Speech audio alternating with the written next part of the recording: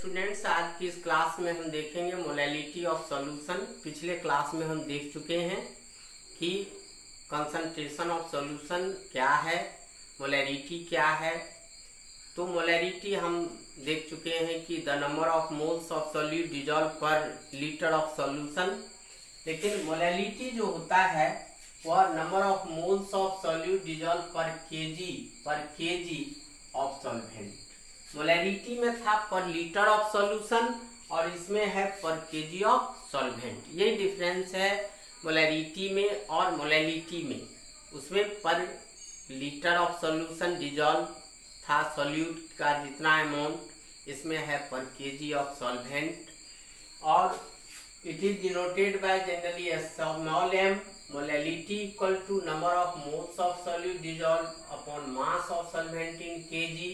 और मोल्स को हम पहले से ही बता चुके हैं कि डिफाइन करते हैं mass of solute upon molecular mass, mass of solute upon molecular मास।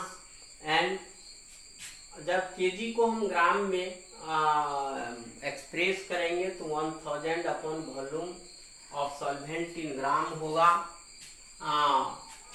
अब हम एक चीज देखें दोनों में कि मोलैलिटी टेम्परेचर पर डिपेंड नहीं करता है, because mass does not depend upon the temperature, but molality depend upon the temperature because volume depend upon the temperature of the solution.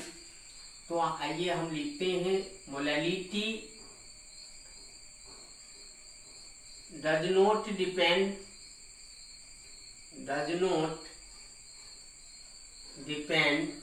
upon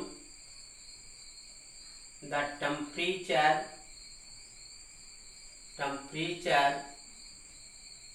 because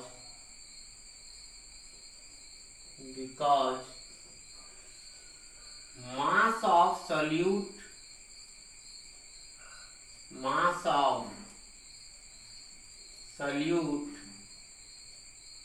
or solvent or solution does not depend upon temperature,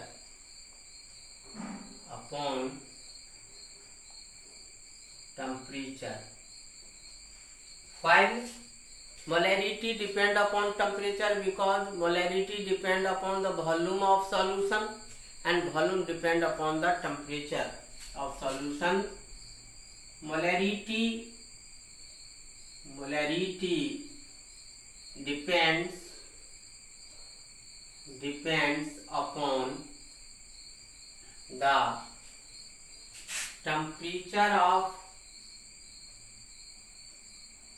temperature because volume depend upon the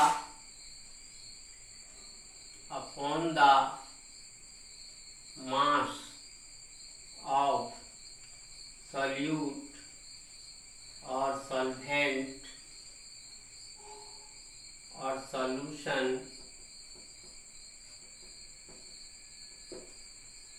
क्योंकि volume depend करता है मास of solute के हैं या solvent के हैं या solution के हैं, और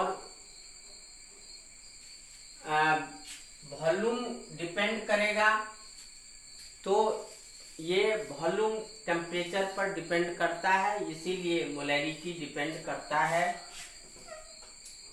अब अगला जो हम देखेंगे वह है mole fraction.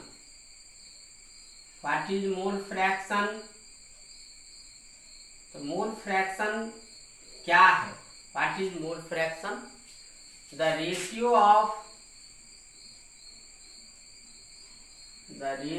of the number of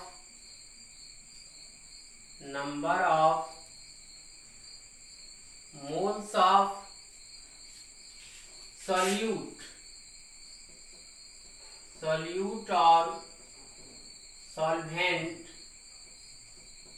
to the number of number of moles of solution is called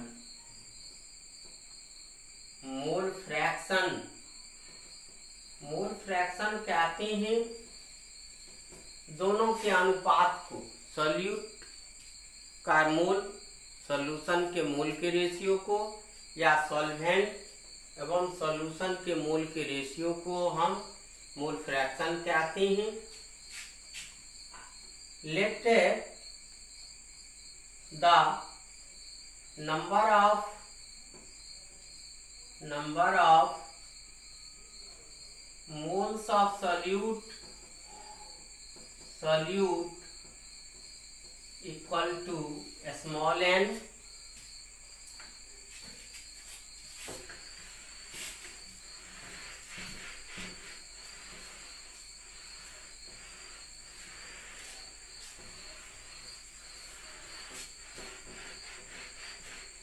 moles of solute is equal to small n, the number of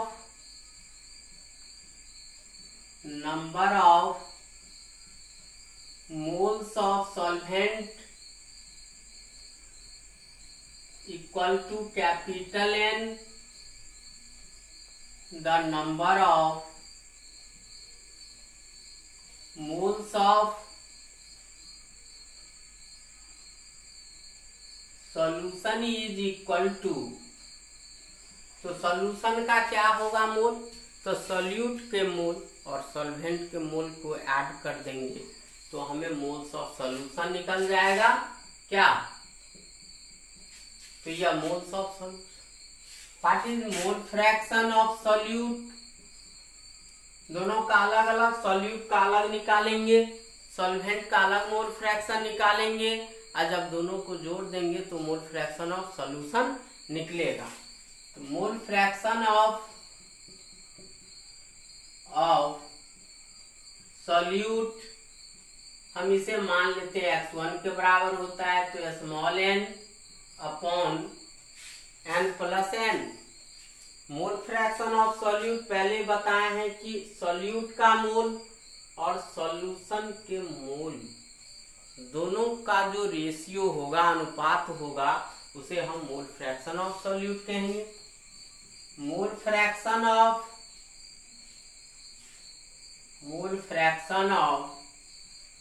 solvent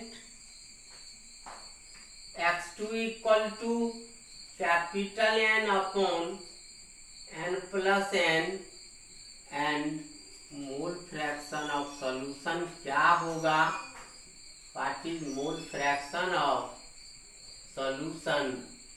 तो पहले बताएं कि सॉल्यूशन का जो मोल फ्रैक्शन हो या मोल हो तो हम दोनों को जोड़ देते हैं। मोल फ्रैक्शन ऑफ सॉल्यूट मान लिए हैं x1 और मोल फ्रैक्शन ऑफ सॉल्वेंट मान लिए हैं x2, और x1 प्लस x2 बराबर small n, and that is mole fraction of solute plus mole fraction of solvent, और दोनों का जो सम होगा वह n प्लस n बराबर 1 होगा, और x1 plus x2 equal to 1 के बराबर होगा।